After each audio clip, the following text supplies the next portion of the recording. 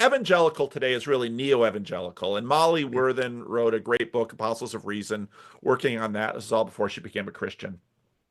And so neo-evangelicalism is this movement that happens in the 20th century with Billy Graham, Carl Henry, Fuller Seminary, Hmm. Christianity Today, Carol Stream, Illinois, that whole world. Hmm. And it's post-fundamentalism in that after the Second World War, the fundamentalists began to realize that not only not only were they sidelined by the main line, Hmm. but the main line itself was crumbling. And so in a sense, they saw the opportunity to become the the next main line. And they sort of Hmm. reached for that in the 80s with the moral majority, um, Jerry Falwell, Liberty University, all of this stuff. But Hmm. they never, and so peak evangelicalism was probably George W. Bush, who then Hmm. sort of cratered himself with the neocons and the Iraq War and all that stuff. Hmm. And same-sex marriage sort of forked evangelicalism because you had the seeker movement that was very evangelical, sort of peak Hmm. evangelical, but then you had the emergent movement where you have an interesting similarity between, let's say, Rob Bell, Nadia Bolz-Weber, and Mark Driscoll. And so the Hmm. emergent movement just sort of shatters this stuff. Right. And what we've been seeing, which has really started back with the Roman Catholics, and I'd say someone like Robert Barron is metagelical in that evangelicals were Protestants. Right. And it was a way for them to sort of transcend the perpetual confessional bickering that the fundamentalists were sort of wed to. Evangelicals didn't necessarily give up completely their confessional distinctives within Protestantism, Hmm. but they sort of put them on the back burner in order to participate in an economic and cultural marketplace for the sense of a broadly Christian mission in the United States and to a degree in the rest of the Western world and in the world in which we had influence.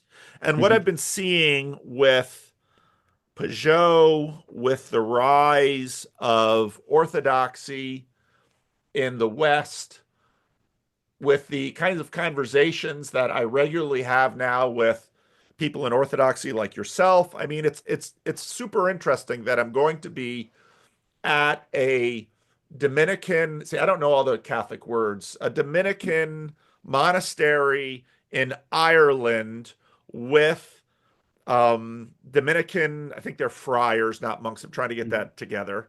Okay. And Paul Kingsnorth, UK convert to Orthodoxy, Martin Shaw, now Orthodox, and me, a Christian Reformed minister, and we're going to sit down and talk about Christ and culture. And and to me, we are in a different space.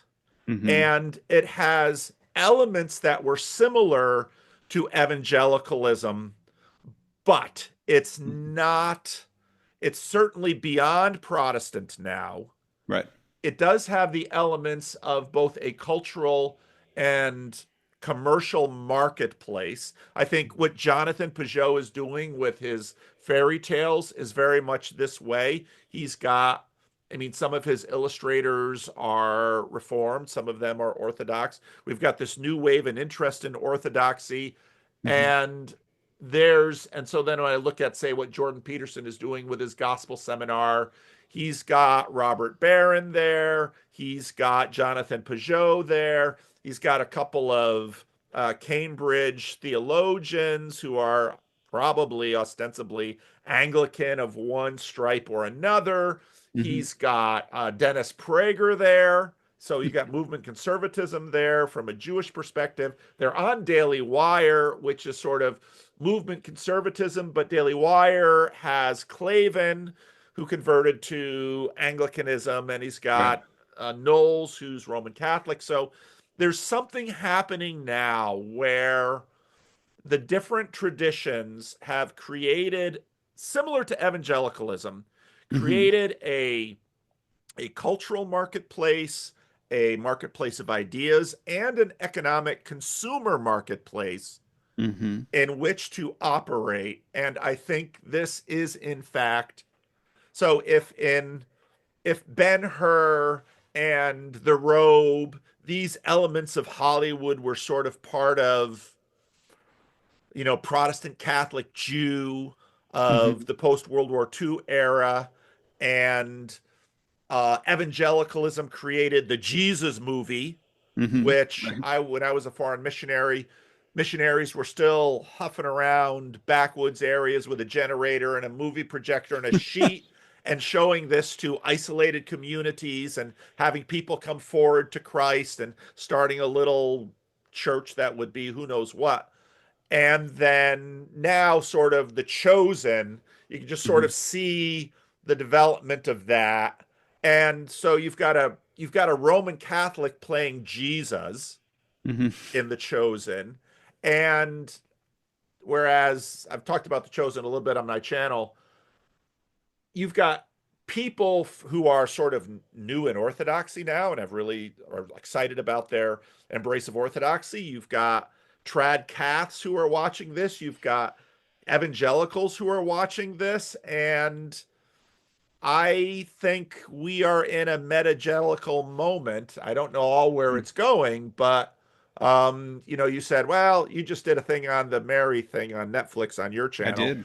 And so I actually see you very deeply as metagelical in that Ah. you have your PhD you know, from a bunch of Reformed theologians. You break their heart by going to Orthodoxy, but their heart isn't really broken too badly, not in the same way that when Peter Kreeft left Calvin College and Hmm. went to Rome, Right. that was a different thing when Kreeft did it than Hmm. now when you did it. So, Right.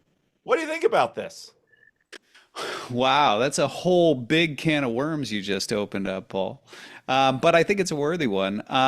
So let me I'm not just talk. sold on the word, but I needed a word to put it Okay. out there. Okay. So this is your invention right here. Yeah, metagelical. You Well, heard it I've here been shopping first. it on my channel and Oh, you've been been uh checking. been taking shots, and some people are running with it, but Okay. Okay. Well, let me talk a little bit about my experience of the evangelical world and sort of evolutionary pattern I saw, because I came into that world as an outsider, right? My mother was Missouri Synod Lutheran, which I don't think I realized at the time how traditional that was. I mean, it wasn't just theologically conservative, but I was raised, we had to memorize Luther's small catechism, and we were being taught like Nicene and Chalcedonian formulations regarding Trinity and Christology, and we had to memorize we had to memorize these creeds and all this sort of stuff, right? Very, and it's a liturgical tradition, the one that I went to. I think most people today, if they had stepped into that, would have been like, oh, it's a Catholic church, right? Which would have been, of course, mortifying to them. that's How right. you can't come up with a greater slur than that for a traditional Lutheran. But nonetheless, like, I don't think I realized that that was not conventional American Protestant evangelicalism. And in some ways, I think that really is, when I look back on history, I find that much more European. And I'll tell you why I think that. I took, when I was doing my PhD at Calvin, I took a class that was actually on American theology, right? Early American theology. And it was the sort of thing that, of all the classes I took, I was the least interested in this Can you tell me because who taught I'm it? I'm gonna blank out his name. Is it? It'll come to me. It'll come to me. Um, but Keep I going. want to. Yeah, I'm blanking on the name. But I remember it was the class I was least interested in taking because I'm an ancient medieval guy primarily.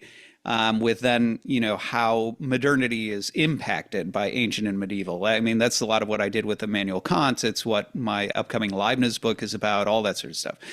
So I was always interested in 16th, 17th century Protestant, Catholic scholasticism, but I was interested in it as an outgrowth of something else I was more interested in, which was ancient and medieval philosophy.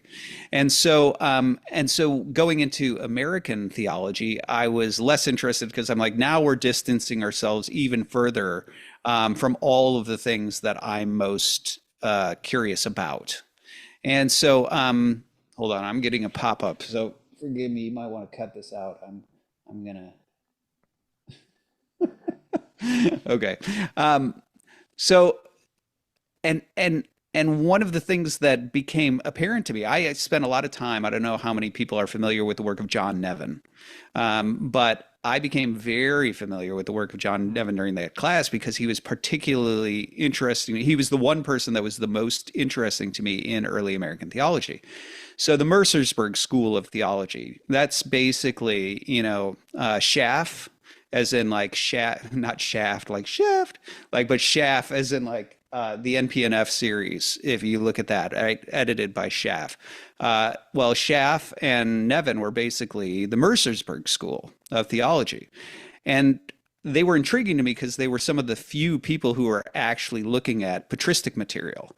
And Nevin was particularly interesting to me because he was looking at early Eastern patristic material. So I went and I dug up all of it. Most folks, if they've read Nevin, they've read like his book, The Anxious Bench, which is about like Calvin's view of the Eucharist, or they've read Antichrist, which incidentally is a scandalous book in early America because he's suggesting that the spirit of Antichrist is the spirit of sect and schism, which he's then saying is the spirit of Protestantism.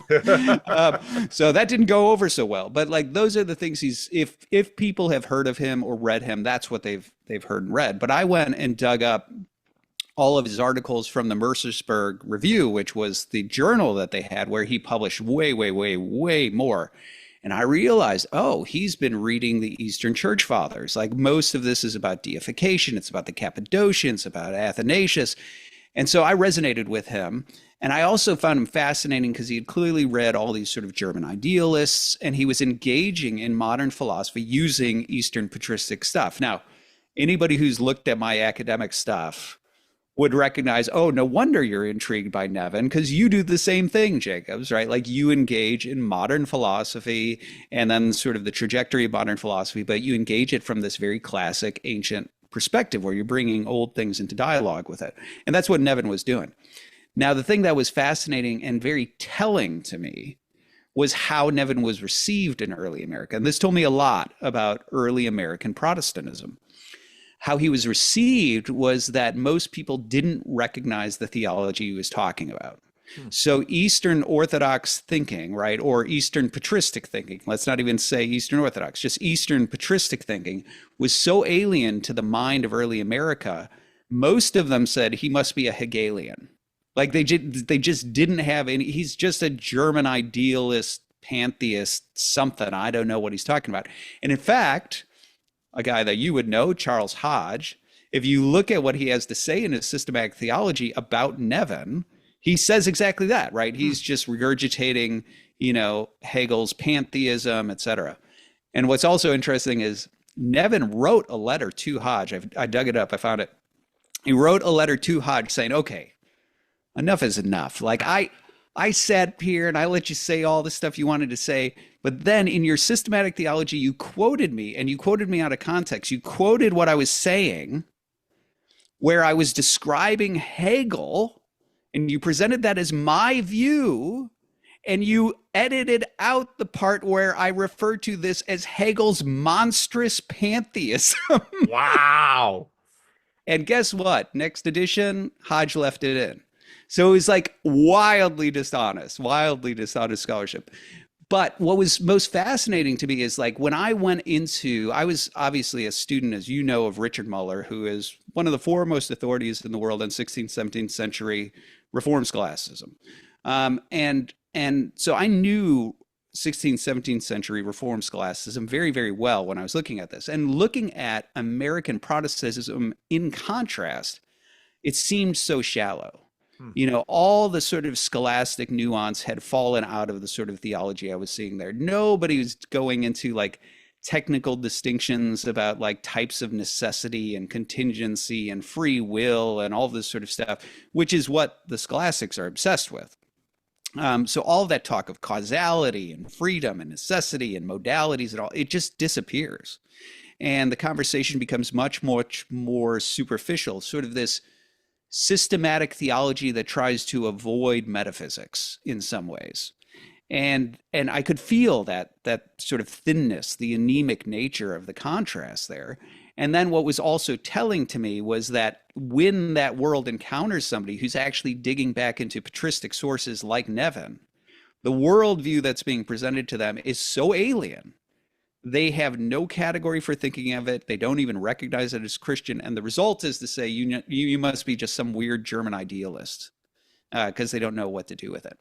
And so that was really telling to me. And that contextualized a lot of what I then started to see in experience. So as I said, going back to my own journey, I was exposed to Missouri Synod, sort of Lutheran, Christianity. That's what my mom held to.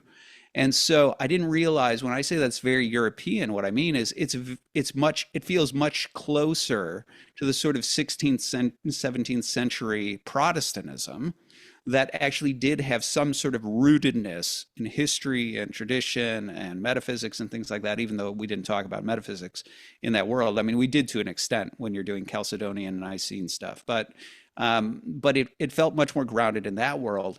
And then the first time I stepped foot on like an evangelical campus or in an evangelical church or something like that, and I started to encounter that world, I was like, wow, this is this is a totally different type of Protestantism. And only later did I come to realize this type of Protestantism is an outgrowth of that type of contrast that I saw when I was going through American documents, that there was this abandonment of scholasticism, this abandonment of history for this sort of biblicism that was at best sort of a systematic theology about doctrinal points or how you read certain Bible points. And we try to ignore the philosophy of it. And that's why it feels so thin in comparison. Now, I think what I also noticed in there is that the contrast that you talked about the shift from like, well, we were fundamentalists, but well, let's make a move toward the mainstream because we see an opportunity here. And the opportunity was exactly what you said. Like a lot of the mainline churches, even though they might have had a rootedness in something that was older and more historical, had started to go more and more liberal to the point that it was like it didn't even seem to have anything to do with the history of it anymore. It was now this new social cultural movement thing. And so the evangelicals see an opportunity there.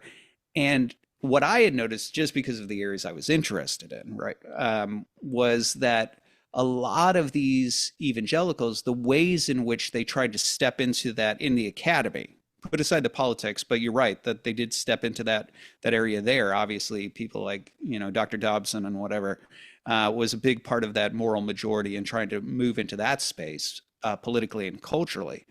But there was also on the academic side, what was fascinating is to see that, for a long time, at least, again, my impression as an outsider stepping into this, that fundamentalism was sort of known for we stick our fingers in our ears and we don't engage in scholars. So scholars are going to come along and they're going to tell us things about the dating of the Bible that we disagree with, or they're going to tell us things about miracles that we disagree with. And they're all atheists and they're all corrupt and they're all agents of the devil. And so let's just stick our fingers in our ears and ignore them and read your Bible. And this is what it says.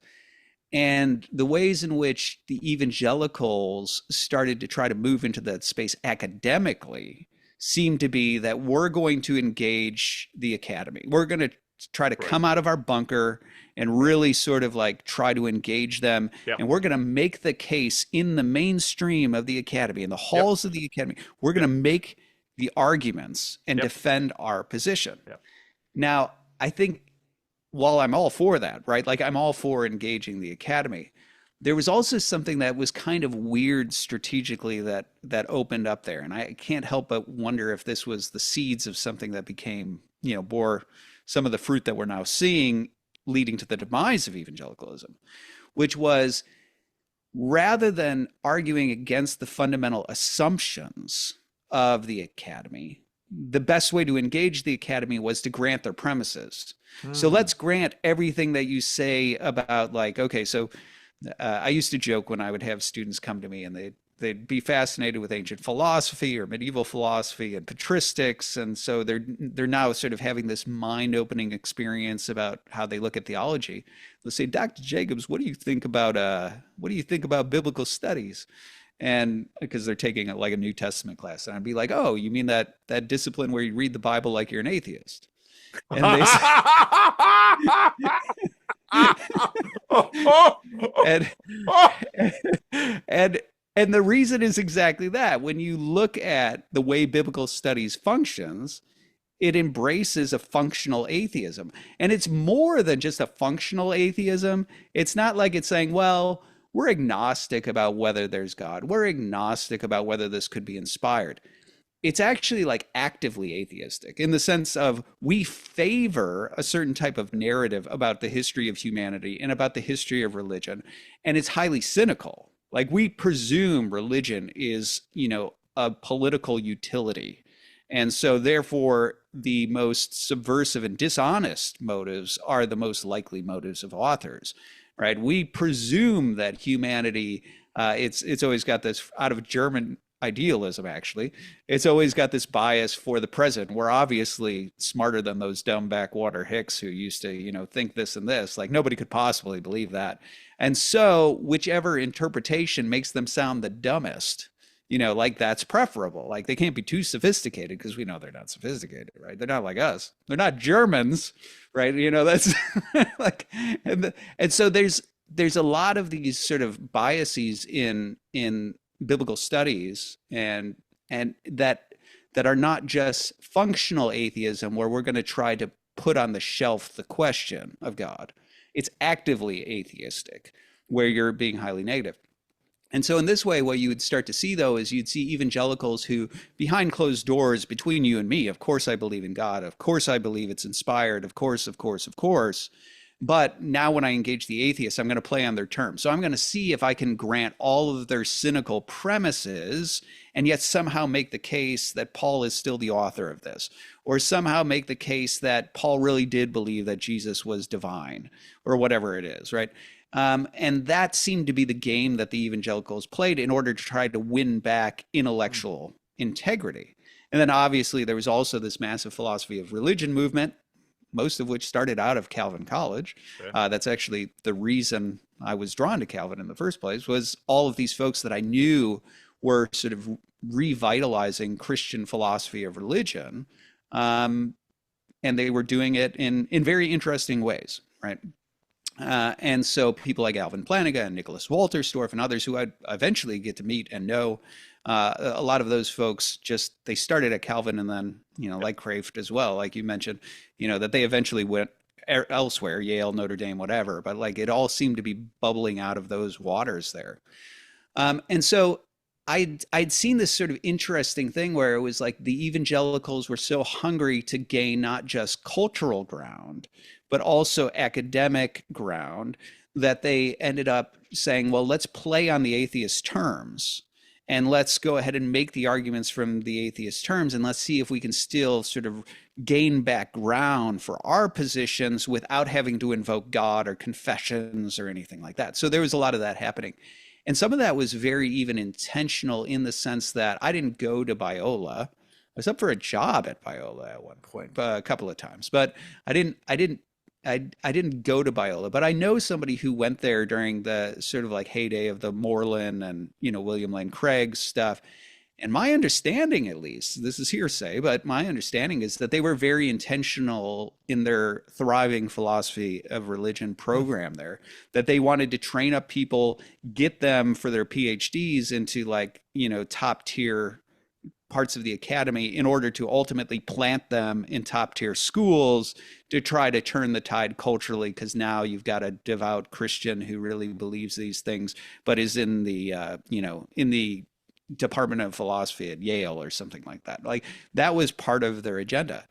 And so I think there was this real push there. Now the question is, how long can you play atheist? Um,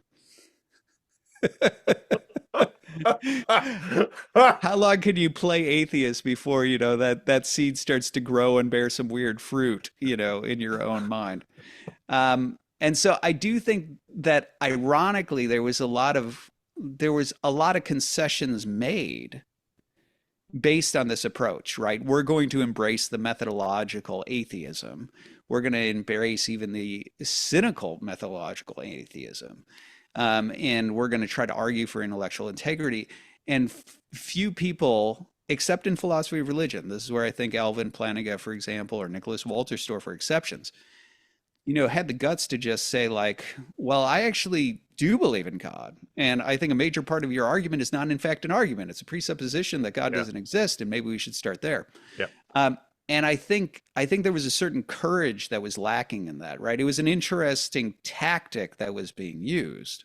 But I think there are better ways to just go ahead and head on call out like the methodological assumptions and problems that are going on there. Now, of course, I also saw during this time, that was the thing that I first saw when I came into the evangelical world. I was like, okay, in retrospect, I realized I come from a much more European sort of traditional world. I've kind of stepped into this weird former fundamentalist world that I was never a part of. And I've seen the ways in which they're trying to sort of infiltrate the academy and gain intellectual, ground and integrity. But then I also saw, and this was happening, I saw it happening in real time, the emergent church stuff that you talked about, Right. because Rob Bell was right down the road. Like I Right. knew Calvin seminary Yeah. people who were falling all over themselves from. Yep. Yeah. And I didn't get it again. Like I heard, oh, such amazing speakers and books, and I read the books and I was like, what is this? And I went and I heard the talks. I was like, that's what you're like falling over. I'm a philosopher. What can I say? I wanted substance. I didn't want flash and dash and show. But I could see that there was this thing happening where they're like, let's try to up our music game. Let's try to up our videography game. Let's try to up our sort of like rhetorical game in terms of how we move people and things like that.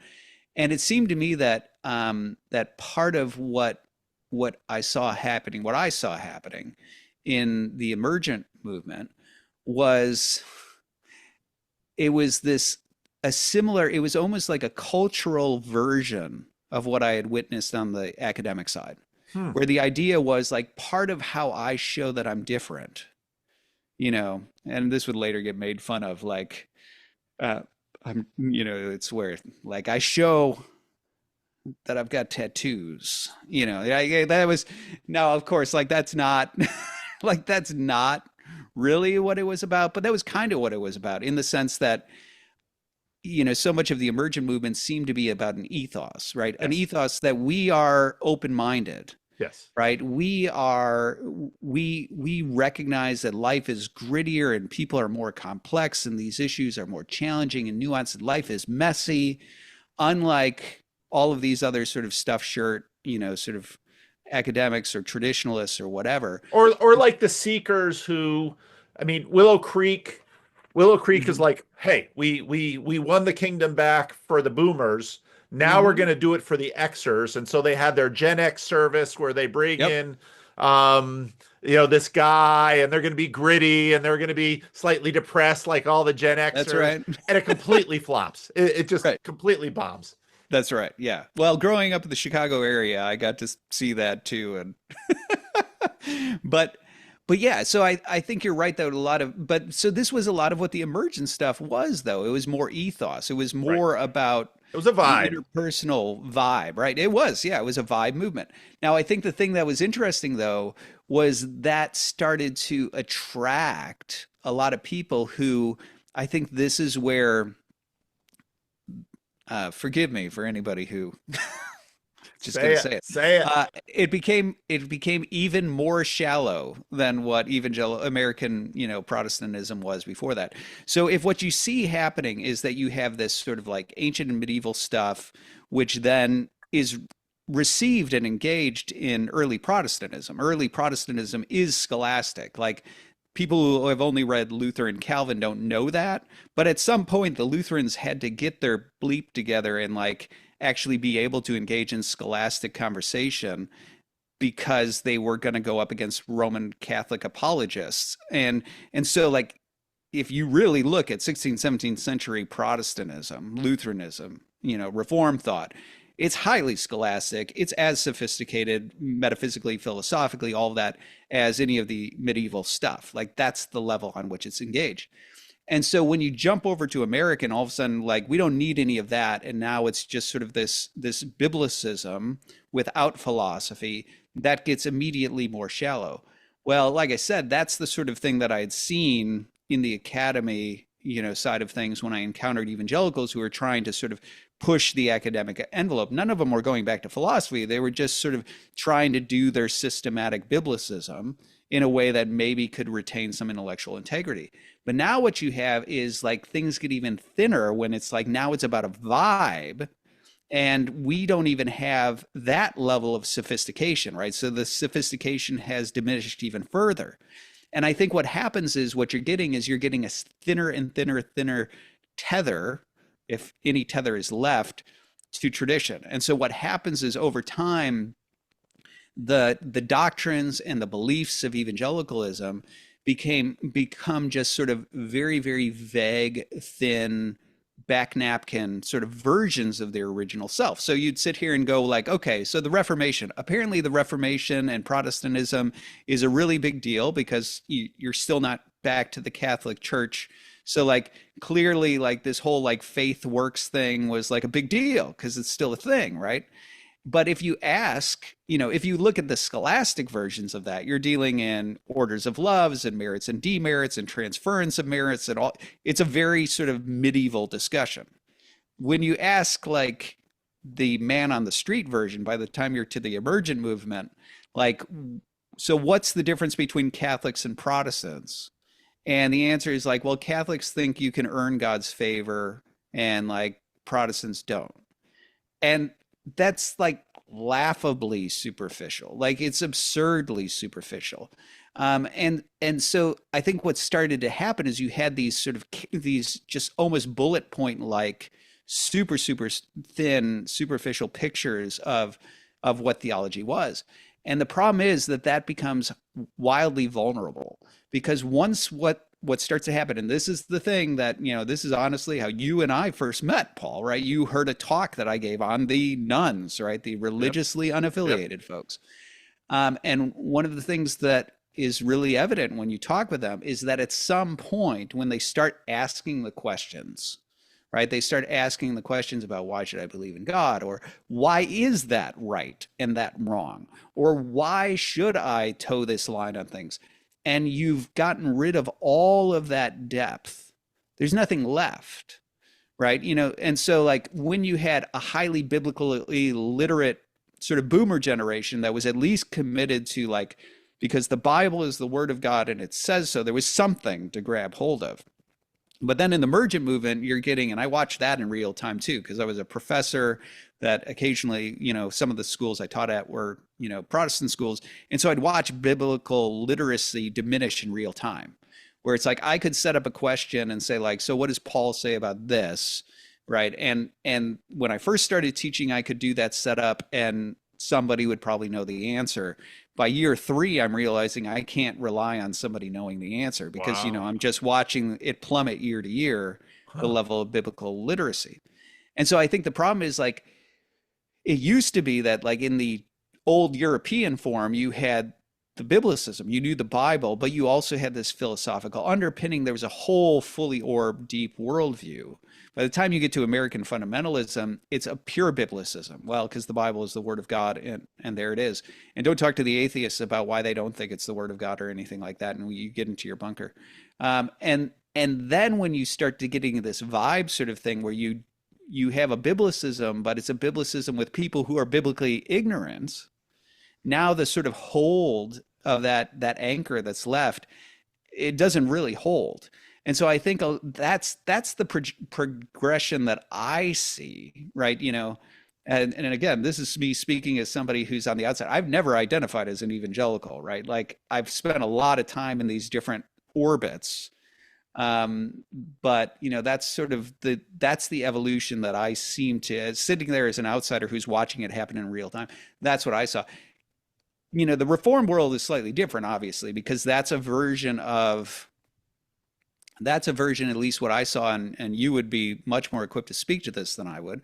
But, like I could tell that there was definitely the remnant of the European, Protestantism. Obviously, I studied under people like that, right? People who really wanted to say, look, it's important that you know Herman Bavinck, right? It's important that we train our pastors in the scholastic stuff and the systematic theology stuff. And they were really sort of trying to toe the line of like, let's stay grounded in the 16th, 17th century, orthodoxy, Protestant, Reformed orthodoxy. But you also saw the burgeoning, folks taken in by the emergent stuff. You saw the sort of mainline, sort of more liberal trajectory that's like, well, maybe we should just evolve. And so that was sort of a different sort of thing entirely, it looked to me, because it wasn't that fundamentalist thing that had undergone an evolution. It was more of watching in real time the European American, sort of remnant going through that evolution. So those are some of my initial thoughts. Now I'm happy to talk about how I think that sets the table for what's going on right now. But what do you think of my assessment? Would you agree? Would you disagree? Yes, What do you it think? sounds very accurate to me.